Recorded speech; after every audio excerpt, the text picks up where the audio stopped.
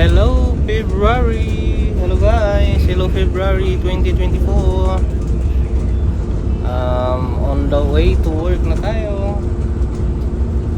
It's a busy day, Thursday. So medyo busy ako today sa work kasi dami kong i-prepare. So chill muna tayo sandali sa bus ride to work. And pagdating sa shop, bakbaka na until afternoon. So guys,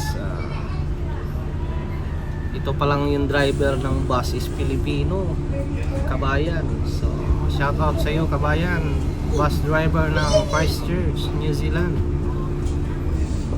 Kamusta dyan kabayan? Sis!